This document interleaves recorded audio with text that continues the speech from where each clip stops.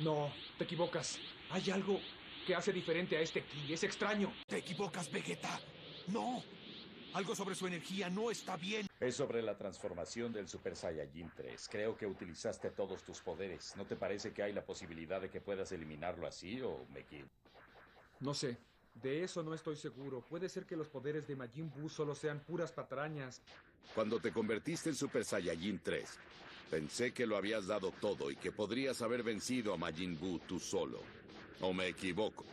Bueno, es posible, Picoro. Con su fuerza y poder es difícil estar seguro de cualquier cosa.